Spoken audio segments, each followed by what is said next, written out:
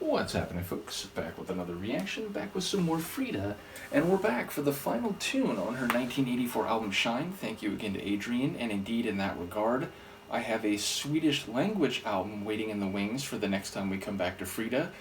My English-speaking brain would be inclined to pronounce the first word in the album Jupa, D-J-U-P-A, but perhaps that's not how it's said. Either way, I'm very much looking forward to that, though of course it will be a different experience, given that I don't speak Swedish, so my ability to understand lyrics and themes on a first listen will of course be limited or prohibited.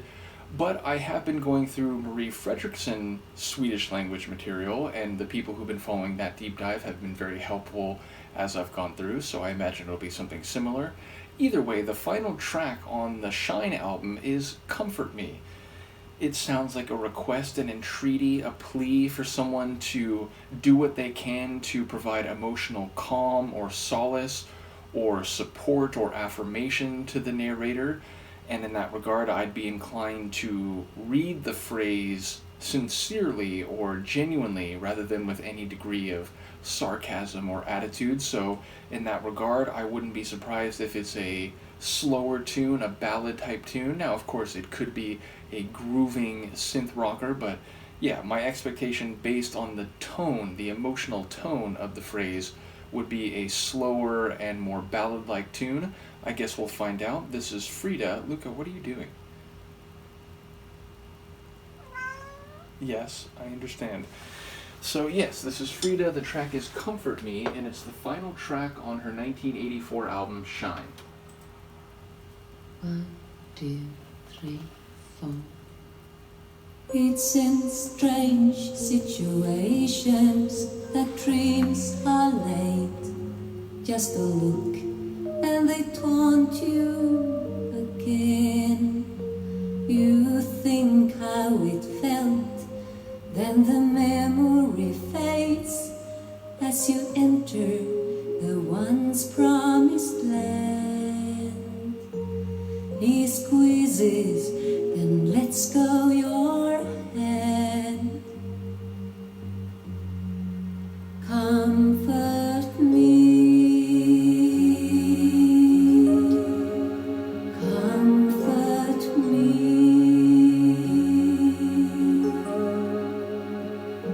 He sat out of the lamplight as if to hide, while waiting for who I never know.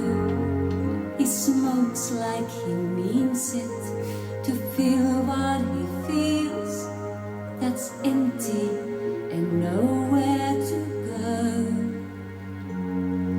He sighs as he breathes me hello. Comfort me. He looks right through me to another face, a smile in his eyes from another time and place. Could feel what it was that happened then, but it couldn't take me there.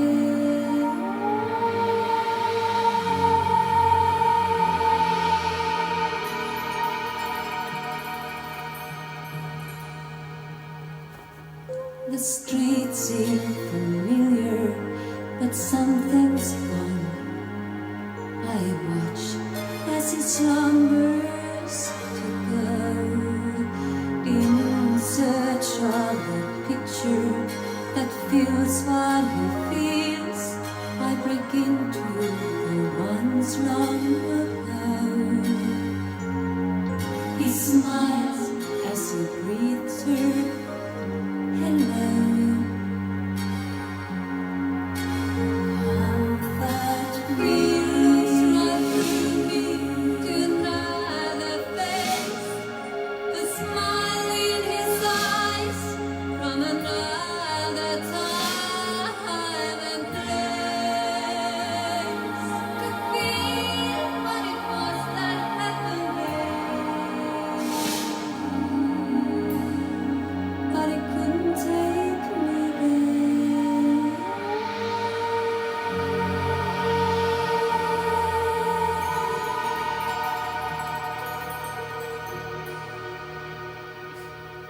It's in strange situations that dreams are laid.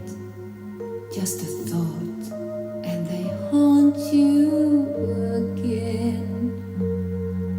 If you'd known how it felt, could it be the same? If you'd entered that once promised land, if you'd squeezed and held on to your hand, comfort me.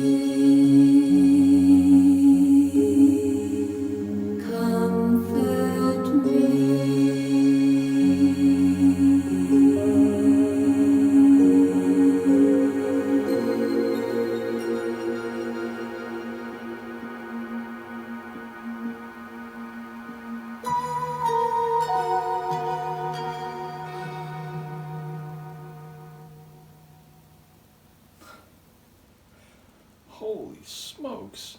What an album closer. That was very artful and heartbreaking and evocative, almost like surrealist.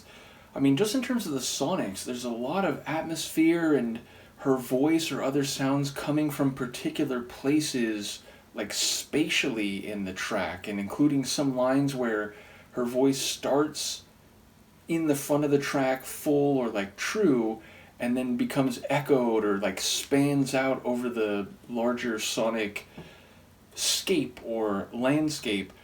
And then the different instrumental elements, like there's these keyboard lines that have a like deep resonance to them. Then there's that like plinky, I don't know if it was a plucked string instrument or just a keyboard that had more of like a harpsichord, like plucked type sound to it. But that was very dramatic, and there were some flourishes that sounded a bit fantastical. There was even a bit of a like East Asian sound to us. Maybe it's that plinked or like plucked type of string instrument which gave it that sound to me. But I felt like lyrically she's addressing this other person or asking questions of this other person, but it sounds like we're really kind of inside her head. And it's like we're looking at the past, present, and future all at the same time. You know, and she even talks about it being like this dream, and then that idea sort of fades and you can't quite remember it. Or you have this dream that is still in your conscious mind, but it's haunting you because it's not what it was before, and it looks like the future isn't what it was supposed to be. And we're getting these images, so many images of her and this other person, this guy, and like seeing him sleep and having her be right next to him. But again, if someone's sleeping next to you, they're not engaged with you, and they're in a slumbering state while you're awake thinking and trying to understand. And the image of her or him squeezing her hand but then letting go, and then later like what if it could have been him squeezing her hand and holding on. So there's hypotheticals, but those are distinct from actuals, things that are actually happening. So as far as I can read it, it sounds like a dream of a relationship that was supposed to be, that could have been, but then in practice the promised land evaporated, or it was like a dream that dissipated and she couldn't remember. And so it sounds like maybe there was a slow emotional separation or a disconnect that now is the prevalent feeling, even if physically in terms of proximity they're still in the same place. But then she's making reference to like a city that's sleeping, or the streets. And that could, of course, be figurative, but it sounds like the world isn't what she thought it would be in general and with this guy. And there's an emotional pulling away, seemingly on his part, that wasn't supposed to be the case. And she's trying to ask questions of him, but maybe he's sleeping. So it's, again, ultimately like she's talking to herself and trying to understand how she got to this place, what it means for the future, how it is different from the past, or whether she misunderstood the past, almost like a surrealist type of dream. So very evocative and powerful, and again, heartbreaking tune. I'd have to hear it again to see if I'm missing any elements or misinterpreting some of the parts, but a very powerful emotional tune, one that sounded very pained and filled with regret, and now she's haunted by this vision that didn't quite come to be the way that she had thought it would, or the way she and this other person had maybe hoped in the past. So a really strong ending to the album. Absolutely enjoyed that one. Again, over the course of the album, it's become clear that, you know, people have different opinions about this album, and, you know, some people see it as not quite making the best use of her talents, other people thinking that it's a very dynamic and multifarious album with some different flavors. I certainly enjoyed it, even if, of course, some of the tunes have been very different from, you know, her most expressive work with ABBA, which, again, I get it. When I went into these solo side journeys of the ABBA members, I didn't expect to hear just more of the ABBA sound, and in a way, I find that compelling. But at the same time, I get it, that maybe people who love her work with ABBA maybe see this album or her solo work more generally in a different vein. But yeah, ultimately, whatever you think of the album, I'm convinced that this is a really compelling album closer, so let me know if you agree. And Luca, who was lurking just off camera the whole time, she and I will see you next time. Peace.